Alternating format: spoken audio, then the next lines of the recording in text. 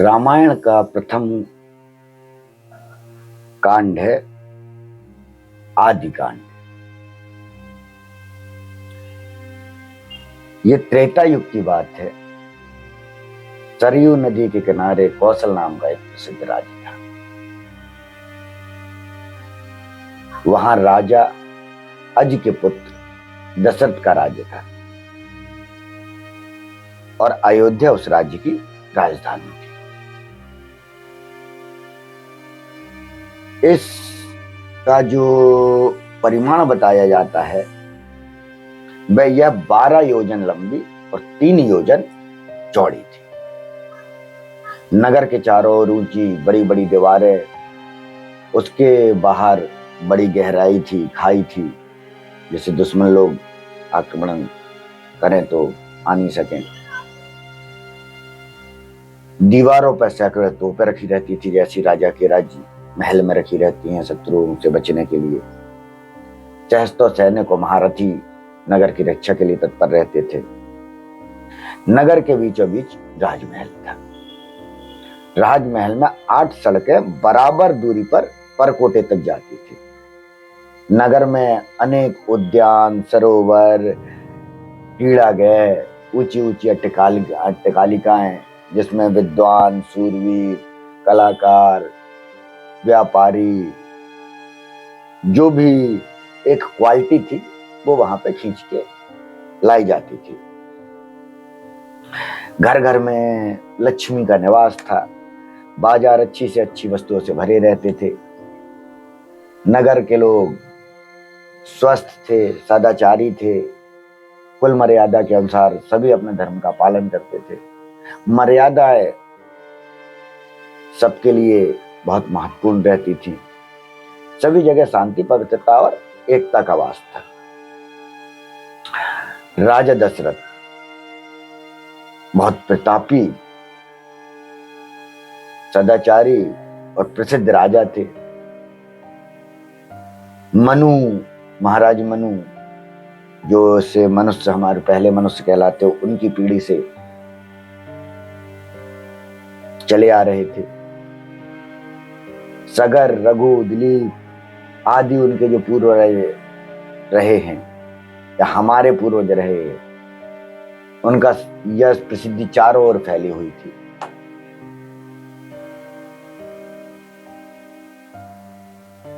आठ सुयोग्य मंत्रियों की सहायता से वो अपने राज्य का कार्य चलाते थे। उनके मेन जो मुख्यमंत्री थे वो 8 थे। और उन मंत्रियों के अलावा भी वो ऋषि वशिष्ठ, वामदेव, जाबाली आदि राजपुरोहित जो थे, उन्हें भी हमेशा राज्य में का परामर्श के लिए बुलाते रहते थे। वो राज्य में उनका आना जाना आवश्यकता अनुसार बना रहता था।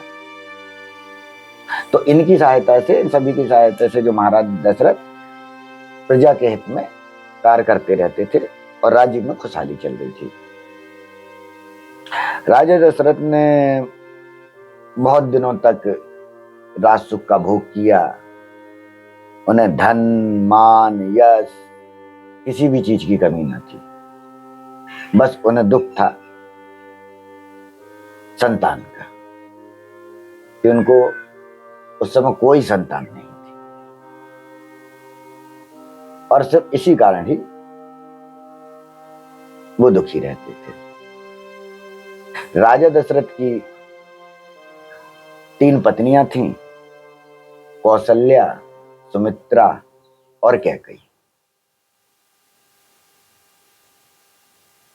राजा ने इस विषय में अपने मंत्रियों से, सलाहकारों से, पुरोहितों से सबसे बात की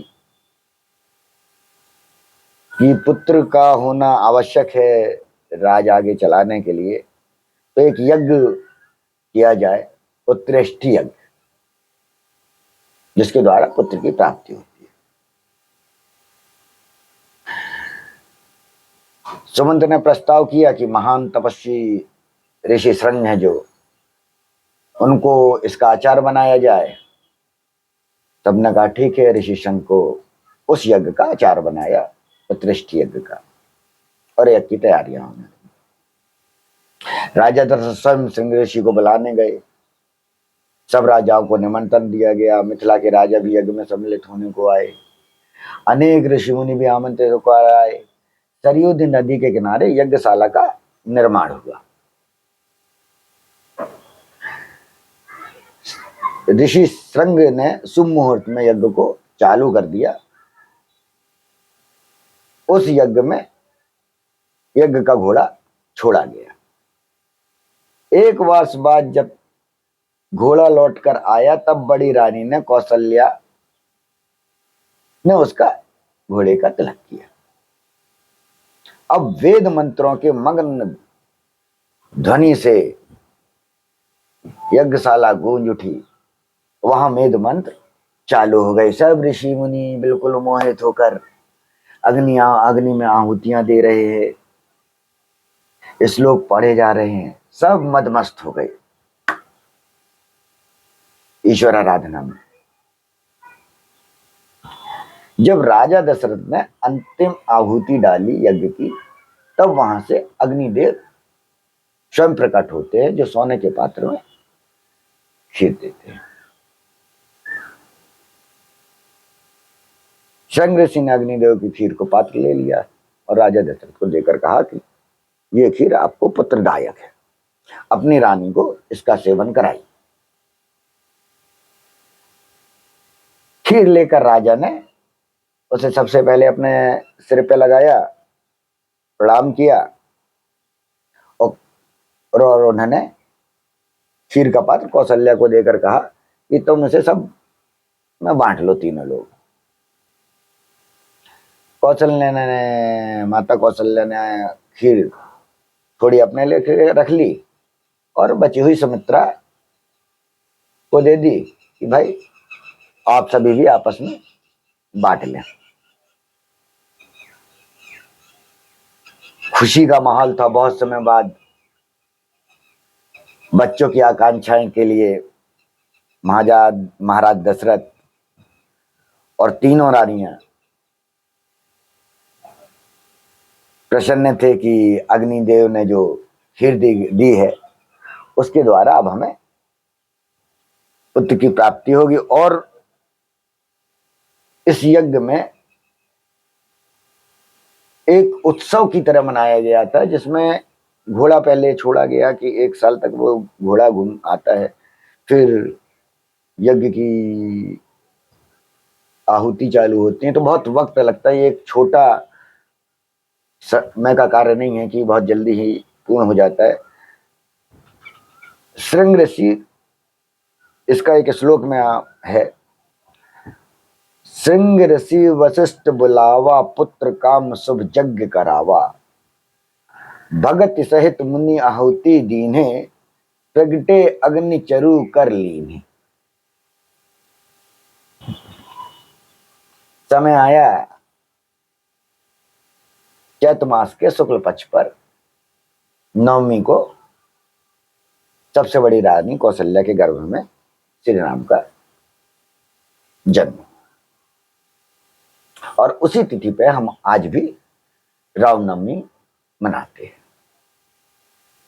जो बीच वाली रानी थी सुमित्रा,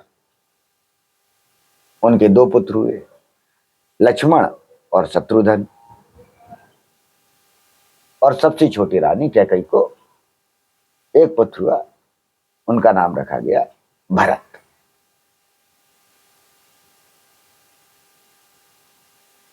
महाराज दशरथ ने बड़ी धूमधाम से पुत्रोत्सव मनाया। हमारे धर्म में जिस चीज का हम उत्सव मनाते हैं, हम उसी को ही उत्सव के रूप में, हमारा जीवन हम कभी भी उत्सव के रूप में उसे ले सकते हैं। जन्म में जन्मोत्सव, विवाह में विवाह उत्सव, उत्सव मनाने का। तो उत्सव चल रहा था, देवता लोग भी खुश थे, अप्सराएं भी नृत्य कर रही थीं। राजा और प्रजा का हर्ष का ठिकाना नहीं था, क्योंकि सभी को, लगभग विशिष्ट लोगों को यह ज्ञात था कि इस प्रकार का यज्ञ हो रहा है तो कोई विशेष आत्मा ही पृथ्वी में आने वाली है। चारों राजकुमार बड़े सुंदर थे, धीरे धीरे बड़े होने लगे, बालकाल उनका निकला, साथ खेलते कूदते, चारों में एक दूसरे के प्रति बहुत प्रेम था। लक्ष्मण और राम के साथ अधिक प्रेम एक दूसरे के प्रति रहता था, और वो साथ में भी ज्यादा अधिकतर रहते थे। और शत्रुघ्न हमेशा भरत के साथ एक रहता है, जैसे भाइयों में किसी का किसी से कोई, तो वही इन दोनों की पड़ती थी, उन दोनों की पड़ती थी। चारों भाई जब भी अयोध्या की गलियों में निकल जाते तो लोग उन्हें देखकर बड़े सम्मोहित हो जाते, क्योंकि सभी चारों भाइयों के चेहरों में एक सम्मोहन था जो किसी को भी अपनी ओर खींच सकता था।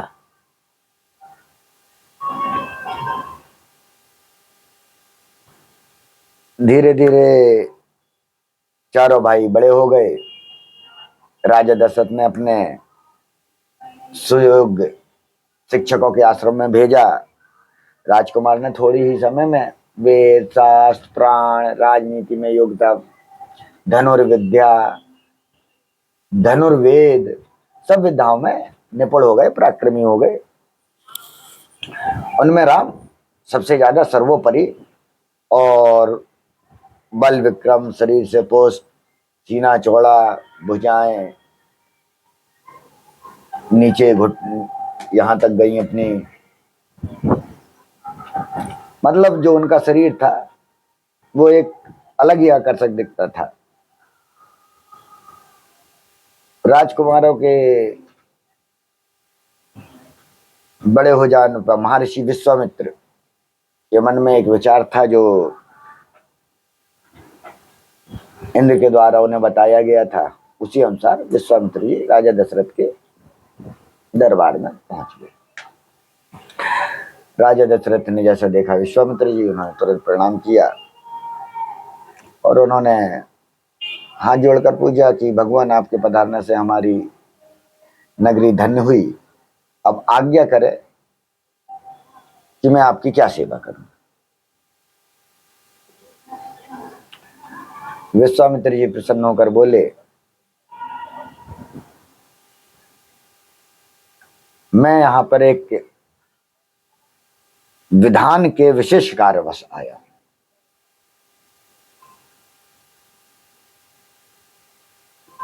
जिसके लिए मेरे को आपके पुत्रों की आवश्यकता है। दशरथ जी पहले प्रसन्न हुए कि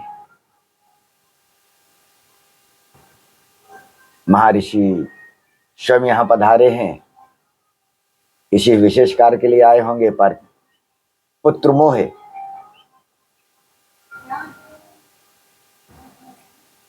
उन्होंने पूछा कि ऋषिवर बताएं कि कैसा कार्य है जिसके लिए बच्चों को जाने के लिए आप कह रहे हैं। तो उन्होंने कहा, नहीं, मेरे को चारों बच्चे नहीं, मेरे को सिर्फ आपके 2 पुत्र राम और लक्ष्मण ही चाहिए, और वो भी इसलिए चाहिए कि जिस प्रकार से श्री राम हष्टपुष्ट, शरीर से बलवान, तेजवान है, इसी प्रकार से ही लंका रणगिरी में रावण है, जिसके राक्षस हमेशा चारों तरफ उपद्रव मचाते रहते हैं, हमारे यज्ञों में विघ्न डालते रहते हैं। उस राक्षस रावण, राक्षस राज रावण, क्योंकि राक्षसों का राजा था, वो तो प्रकांड ब्राह्मण था, वेदों का ज्ञाता था। तभी मैं राम के कि रामचंद्र जी ने मारा, तो आप लेवल एक समझ लीजिए कि उसका क्या था, जिसको हम एक बहुत रावण रावण एक खेल में लेते हैं। तो जो राक्षस रावण के 2 अनुचर मारीच और सुबाहु, वो यहाँ वहां यज्ञ में उन्हें परेशान करते थे। तो उन्होंने कहा, वो हमें यहाँ यज्ञ में परेशान करते हैं, तो यज्ञ की रक्षा के लिए हम आपके इन वीर पुत्रों की आवश्यकता है, आप उन्हें मेरे साथ भेज दीजिए, और आप चिंता मत करें, क्योंकि ये राम के लिए भी अच्छा है। इतना सुनते ही दशरथ जी बोले, चिंतित हो गए कि युद्ध के लिए रामचंद्र जी को ले जाना चाहते हो, कह रहे हैं कि इनके लिए भी अच्छा है। बोले, ऋषिवर, ये आपने कैसी बात कह दी? रावण के सामने तो देवता, दानव, गंधर्व कोई भी खड़ा नहीं हो सकता। उससे बैर लेना कोई हंसी खेल है क्या? आज सुबाहु और इनसे युद्ध चालू होगा तो रावण से युद्ध क्या आवश्यकता है? मैं अपनी सेना, एक काम करता हूं, मैं अपनी सेना लेकर आपके साथ चलता हूं और आपकी यज्ञ की रक्षा मैं कर। मेरे प्राण प्यारे श्री राम पर कृपा कीजिए, मेरी उम्र के अनुसार मुझे पितृ वियोग में दुखी मत करे। इतना कहकर दशरथ जी विश्वामित्र जी के चरणों में गिर गए।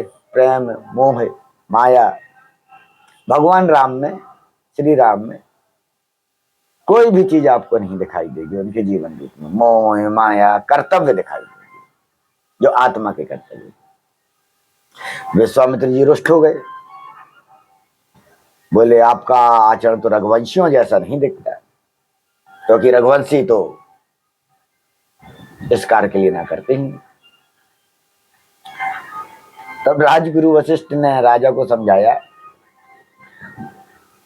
महर्षि विश्वामित्र सिद्ध पुरुष है, तपस्वी, और उनके पास अनेक गुप्त विद्याएं हैं। अगर उन्होंने कहा है तो इसके पीछे कुछ कारण होगा। उन्होंने सोच समझ कर ही आपके पास आए, और सोच समझ कर ही उन्होंने जो कहा वही कहा होगा। आप राम को जाने दें, इनका कोई भी बाल भी बांका नहीं कर पाएगा। जब दशरथ जी ने ऐसा सुना तो उन्होंने राम को विश्वामित्र जी के हाथों में सौंप दिया। लक्ष्मण जी कैसे अपने आप को रोक सकते थे, तो रामचंद्र जी के साथ लक्ष्मण जी ने भी चल दी। जब वो सरयू के किनारे किनारे विश्वामित्र जी के साथ जा रहे थे, तब गुरुजी बोले, मैं तुम्हें अतिबला और बला नाम की गुप्त विद्या सिखाता हूं। इन विद्याओं से मिलने पर तुम्हारा आत्मबल बढ़ जाएगा। बला, अतिबला विद्या, जिससे आत्मबल बढ़ जाएगा। दोनों भाइयों ने ऋषि की आज्ञा का पालन किया। विद्याओं को ग्रहण करते हुए उनमें नवीन स्फूर्ति आ गई। बला, अतिबला की क्रिया लेने के बाद उस दिन वे सरयू नदी के किनारे पर ही टिक गए। अगले दिन वे सरयू से आगे बढ़ते हैं, सरयू नदी के किनारे किनारे ही चलते जाते हैं।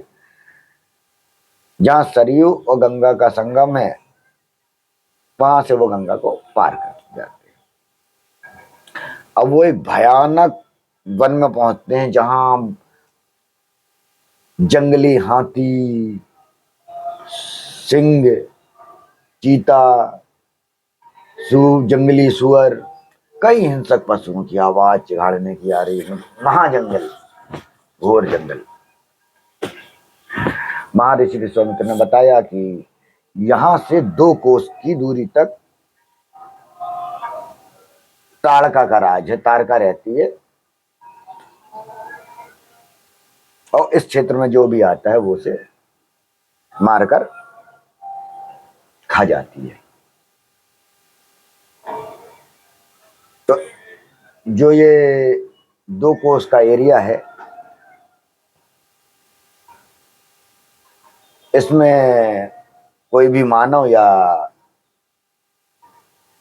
देव नहीं आते। यहां सिर्फ राक्षसों का ही आना संभव है, क्योंकि अन्य के आने पर ये उन्हें खा जाती है। ये बहुत भयानक और बहुत ही दुष्ट प्रकृति की है। उसका पुत्र मारीच, ये भी है कहानी। ये लोग स्वर्ग से निकाले गए थे, तो उसने अपना पुत्र मारीच की सहायता से वहां से निकलने के बाद स्वर्ग से इस एरिया में आके वहां के जो भी सभ्यता थी उसे नष्ट भ्रष्ट करके पूरा बर्बाद कर दिया था, और उसे भयानक वन घोर हो जाने दिया था उसे, और वहीं पर वो अपना राज कर रही थी वो लोगों को। तो भगवान राम का, श्री राम का सबसे पहला जो सामना आया विश्वामित्र जी के साथ निकलने पर, वो किससे होता है? श्री रामचंद्र जी ने उत्तर दिया, मैं आपकी आज्ञा का अवश्य पालन करूंगा। ये कहकर उन्होंने अपने धनुष की डोरी खींचकर छोड़ दी।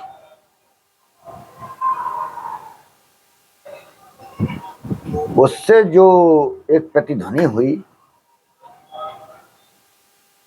उससे महाराज ताड़का भी सुनकर घबरा गई और फिर गरजती दौड़ी। उसने समझा कि कुछ न कुछ यहाँ पर हुआ तो है।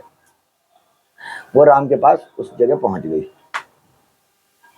और वही अपना राक्षसी पत्थरों को फेंकना, ये करना, मारने की कोशिश करना, खाना बड़ा विशाल रूप कर लेना। भगवान राम ने तीर मारा और उसका वध कर दिया। विश्वामित्र जी गदगद प्रसन्न हो गए और विश्वामित्र जी ने राम को गले से लगा लिया कि इन्होंने एक को निपटाया। दंड चक्र, काल चक्र, ब्रह्मास्त्र, ये सब ऋषि के पास थे। ये इस योग्य हैं कि अब इन्हें दिया जा सकता है जो ताड़का को मार सकता है। ये विचार कर, ऐसा विचार कर उन्होंने राम को वो दिव्यास्त्र दे दिया।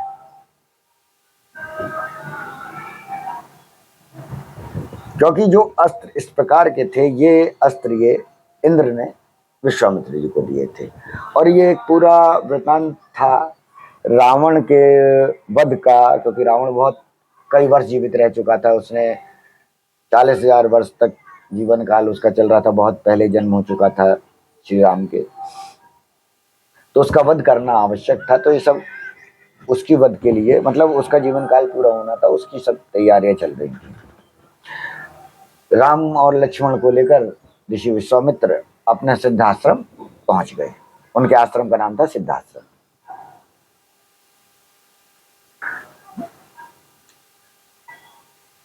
आश्रम में उनका और जो ऋषि थे उनके द्वारा राम लक्ष्मण जी का मिलन हुआ एक दूसरे से। उन्होंने सबको प्रणाम किया, ऋषियों को।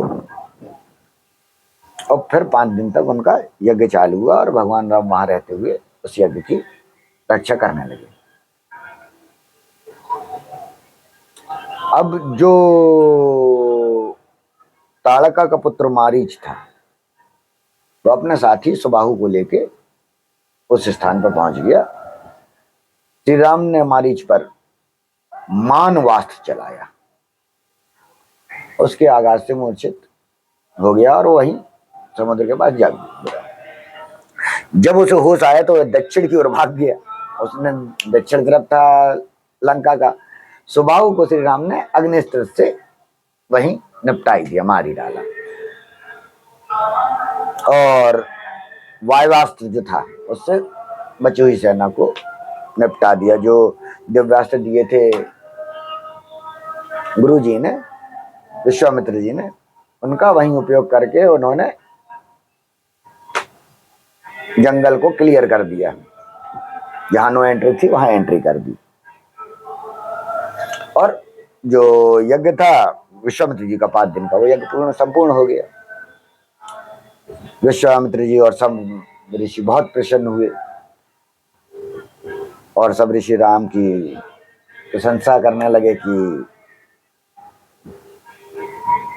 दशरथ जी के यहाँ इतने श्रेष्ठ पुत्र का आना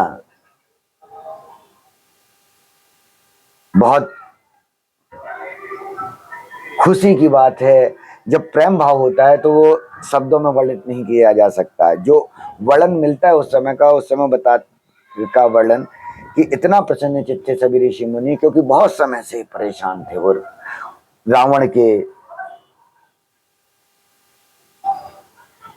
आदमियों द्वारा, रावण के रिश्तेदारों द्वारा, क्योंकि रावण का जो ससुराल था वो पूरा इसी में ही लिप्त था। वो जो उसका साला था वो इसका मुखिया के रूप में रहता था और वो देवताओं तरफ इस साइड युद्ध के अधिकतर वही प्रपंच रचा करता था।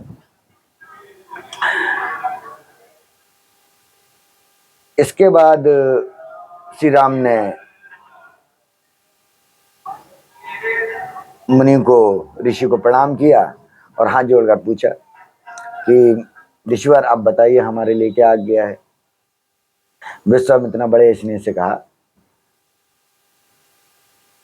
कि मिथिला के राजा जनक को तुम जानते होगे, वहां बहुत बड़ा यज्ञ हो रहा है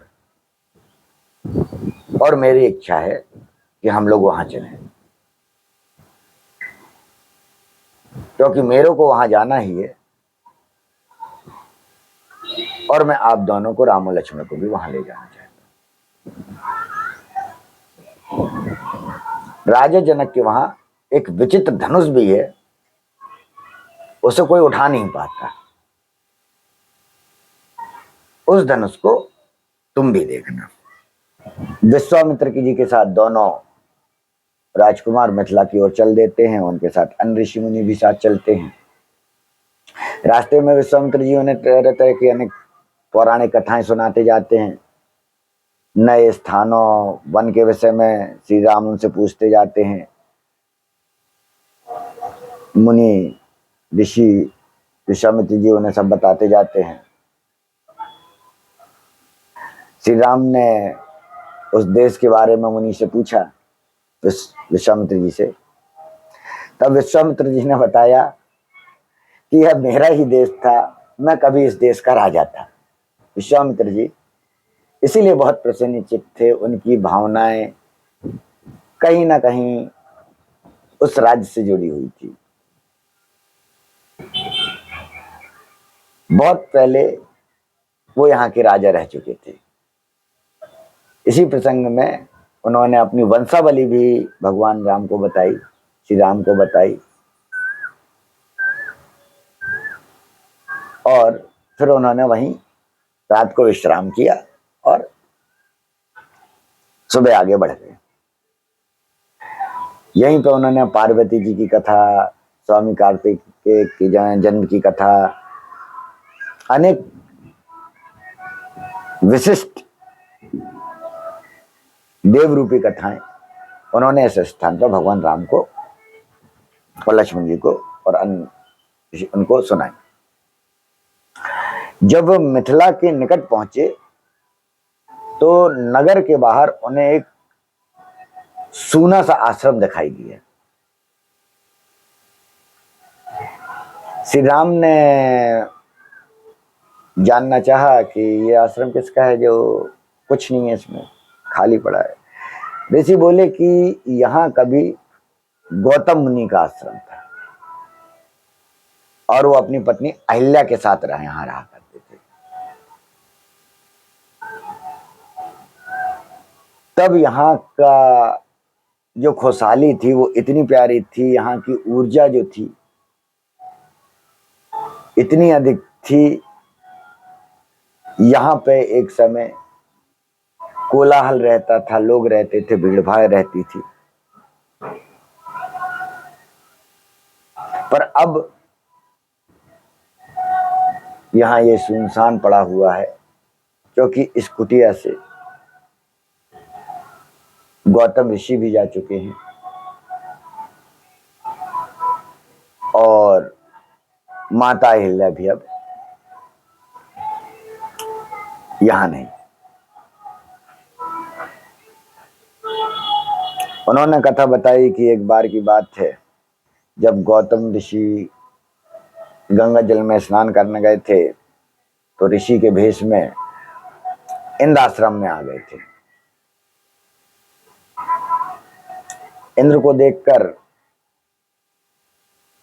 महर्षि गौतम को क्रोध आ गया था और उन्हें कठोर श्राप दिया था, और उन्होंने इंद्र को श्राप देने के साथ साथ अहिल्या को भी, अपनी पत्नी का भी त्याग कर दिया था, और अब पत्थर की मूर्ति के समान ही रह रही हैं, बस मन में राम राम कहती रहती हैं, उन्हीं का जाप में लगी रहती हैं और अपनी जीवन काट रही हैं, जो जीवन काल है। यह कथा सुनकर राम तो अहिल्या तो बहुत दया आई। राम आगे बढ़े, ऋषि पत्नी के पास पहुंचे, उनके पैर छुए, राम का स्पर्श पाते ही अहिल्या साप मुक्त हो गई। वो पहले की तरह सुंदर दिखाई देने लगी। गौतम ऋषि ने भी उन्हें सहर्ष स्वीकार कर लिया। इस घटना, जो ये घटना हुई, इससे राम की कीर्ति, राम का यश चारों ओर फैल गया कि पहले तो वध किया राक्षसों का, और उसके बाद अहिल्या उद्धार जब किया और गौतम ऋषि के पास पुनः अहिल्या पहुंच गई, तो ये कीर्ति बहुत, उस समय बहुत ही प्रसिद्धि वाली भी चीज थी। राजा जनक को विश्वामित्र जी के आने का समाचार मिला, वो उनके स्वागत के लिए पहुंचे। आते ही उन्होंने मुनि को आदर के साथ प्रणाम किया, कुशल समाचार पूछा। जब उनकी दृष्टि राम और लक्ष्मण की ओर गई, तब राजा जनक की आंखें खुली की खुली रह गई। उन्होंने विश्वामित्र जी से पूछा, इस सुंदर बालक कौन है? किसी राजकुल के भूषण हैं अथवा साक्षात भगवान ही लग रहे हैं। मेरे सहज विरागी मन में इन्हें देखकर इनकी ओर खिंचा चला आ रहा है। विश्वामित्र ने कहा, महाराज आपका कहना ठीक है, ये कौशल नरेर महाराज दशरथ के पुत्र राम और लक्ष्मण हैं। आपके सुनाभ नाम के विचित्र हंस को देखने के लिए ही मैंने साथ लेकर आया हूं। पुत्री सीता के विवाह के संबंध में जो आपने पहल किया है, उसे मैं सुन चुका हूं। राजा जनक ने मुनि स्मृति और यज्ञशाला के निकट ही रमणीक उद्यान में मुनि और राम लक्ष्मण के ठहरने का प्रबंध कर दिया। अगले दिन गुरु विश्वामित्र के साथ राम लक्ष्मण यज्ञशाला में पहुंचे। राजा उन्होंने ऊंचे आसन पर बैठाया। विश्वामित्र ऋषि ने धनुष की बात छेड़ी। तब जनक ने सेवकों को बुलाकर धनुष ले आने की आज्ञा दी। यह धनुष लोहे के 8 पहियों वाले एक बड़े संदूक में रखा था। उसे खींचकर जब लेकर आए, तब राजा जनक बोले, मुनिवर, यह शंकर जी का धनुष है। देवता ने हमारे पूर्वज देवरात को इसे दिया था। इस भारी धनुष को कोई उठा नहीं सकता, प्रत्यंचा से चढ़ाना बहुत दूर की बात है। मेरे प्रण के सुनकर अनेक राजा और देवदानव यहाँ आए और लज्जित होकर चले गए, पर कोई भी अभी तक इसे उठा नहीं पाया। गुरु का संकेत पाकर श्री राम ने धनुष को सहज ही उठा लिया, और जो ही प्रत्यंता चढ़ाकर उसे खींचने चाहा, और उन्होंने इतनी खींची कि धनुष टूटकर 2 भागों में अलग हो गया। वज्रपात जैसा भयंकर शब्द हुआ, एकदम शिव धनुष था। धनुष तोड़ते ही राजा जनक के हर्ष का ठिकाना ना रहा। राम के सौंदर्य और बाल विक्रम को देखकर वे बोले, मुनिवर, आपकी कृपा से मुझे अपनी प्यारी बेटी के लिए मनचाहा वर मिल गया। अगर आपकी अनुमति मिल जाए तो मैं महाराज दशरथ के पास संदेश भेजकर भरत को लाने का निमंत्रण भेज दूं। विश्वामित्र बोले, अब क्या पूछना, शुभ कार्य में देर कैसी, किया जाए विवाह। राजा जनक ने अपने चतुर मंत्रियों को शीघ्रगामी रथ के साथ अयोध्या की आज्ञा दी। राजा जनक के मंत्रियों राम लक्ष्मण का समाचार पाकर राजा दशरथ बड़े आनंदित हुए। धनुर्भंग की बात सुनकर तो उनके आनंद का ठिकाना ही नहीं रहा। महल में जाकर उन्होंने सब समाचार रानियों को सुनाया। तीनों रानियां बहुत प्रसन्न हुई। रानियों ने ब्राह्मणों को दान दक्षिणा बांटी। गुरु वशिष्ठ के आगे लेकर राजा दशरथ बारात की तैयारी करने लगे। हाथी घोड़े रथ सभी सजने लगे। छैल छबीले सवार घोड़े नाचने लगे। गुरु वशिष्ठ राजा दशरथ दिव्य रथों में बैठे चित्रंगी सेना के साथ बारात चल पड़ी और 5वें दिन मिथिला पहुंचती है। राजा जनक ने नगर के बाहर आकर बारात का स्वागत किया और भली भांति सजाए गए जनवास में सबको ले जाकर यथायोग ठहरा दिए। विश्वामित्र को जब राजा दशरथ के आने का समाचार मिला तब दोनों राजकुमारों को राम और लक्ष्मण को लेकर वो भी जनवासी में पहुंच गए। राम लक्ष्मण ने पिता को प्रणाम किया, चरण छुए। राजा दशरथ ने विश्वामित्र जी के चरण छुए और कहा, मुनिवर आपकी कृपा से ही मुझे ये सुख दिन देखने को नसीब हुआ। और एक दूसरे को देखकर वो मुस्कुरा उठे, क्योंकि वो उस बात को ध्यान कर रहे थे जब दशरथ जी हाथ जोड़कर एक समय विनती कर रहे थे कि राम लक्ष्मण को मत ले जाइए, उनके स्थान पर मेरे को ले चलिए, मैं उन राक्षसों का वध करूंगा। राजा जनक की नगरी सब ओर से जगमगाई दे रही थी, संगीत चल रहे थे। राजमहल में राजमार्ग में दर्शकों की अपार भीड़ थी। वाह मंडप मणियों हीरे फूल पत्तियों। अयोध्या नगरी का ऐसा वर्णन आता है कि बिल्कुल सुंदर सजी धजी, आंख बंद करके देखिए तो आपको स्वर्ग का आनंद प्राप्त है। ऐसी थी हमारी अयोध्या नगरी। चारों राजकुमारों को लेकर गुरु वशिष्ठ के साथ महाराज दशरथ वायु मंडप पहुंचे। बहुमूल्य वस्त्रों आभूषणों से चारों राजकुमारियों को लेकर राजा जनक भी मंडप में आए। राजमहल की अनेक स्त्रियां भी सजकर विवाह देखने पहुंची। राजा जनक सीता को दिखाकर महाराज दशरथ से बोले, राजन ये मेरी बड़ी बेटी सीता है जो मुझे हल चलाते समय पृथ्वी से मिली थी। आपके वीर पुत्र श्री राम ने मेरा प्रण पूरा कर इसे वरण का अधिकार प्राप्त किया है। ये मेरी दूसरी पुत्री उर्मिला और ये दोनों कन्याएं मेरे छोटे भाई कुशध्वज की हैं। बड़ी का नाम मांडवी है और छोटी का नाम सुतपूर्ति, जो उनकी दशरथ जी की भतीजी थी। मेरी इच्छा है कि सीता के विवाह के साथ इनका भी विवाह हो जाए। लक्ष्मण के लिए उर्मिला को, भरत के लिए मांडवी को, शत्रुघ्न के लिए सुतकीर्ति को स्वीकार कर मुझे कृतार्थ करें। जनक के प्रस्ताव का राजा दशरथ ने सहज स्वीकार कर लिया। तब अग्नि के सामने चारों कन्याओं को अपने अपने पतियों के हाथ में सौंपते हुए राजा जनक ने कहा कि इन कन्याओं को मैं तुम्हारे हाथ सौंपता हूं, ये छाया की भांति तुम्हारे साथ रहेंगी। तुम इनका परिग्रहण करो, इनकी सब तरह से रक्षा करना अब तुम्हारा धर्म होगा। गुरु वशिष्ठ और सतानंद ने वेदों मंत्रों के साथ विधिवत विवाह किया। चारों राम लक्ष्मण भरत शत्रुघ्न का विवाह हुआ। तब राजा दशरथ राजकुमारों और पतवधुओं को लेकर जनवास से लौट आए। जनक ने कन्याओं और सब बरातियों को सुंदर उपहार दिए। राजा दशरथ ने भी सोने की सिंह बढ़ाकर दूध देने वाले शस्त्रों गाय ब्राह्मणों को दान में दी। दूसरे दिन विश्वामित्र ने आकर राजा दशरथ को बधाई दी और सबसे विदा लेकर वे अपने आश्रम को लौट गए। कुछ दिन जनक का आतिथ्य ग्रहण करने के पश्चात राजा दशरथ भी बारात लेकर अपनी नगरी को लौट गए।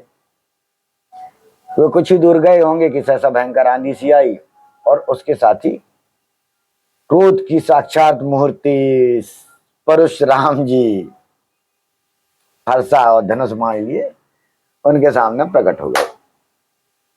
आ गए। अयोध्यावासी डर के मारे घबरा गए और दशरथ जी के तो होश ही उड़ गए परशुराम जी को देख के। राम का रास्ता रोककर परशुराम बोले, राम,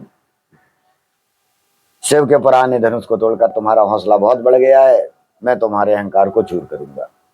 राजा दशरथ ने परशुराम जी से कहा विनय की, लेकिन परशुराम जी ने उनकी कुछ ध्यान नहीं दिया, अनसुनी कर दी।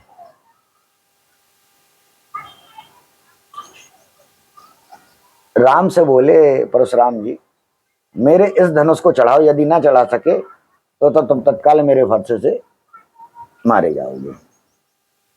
राजा दशरथ को तो टेंशन में आ गए कि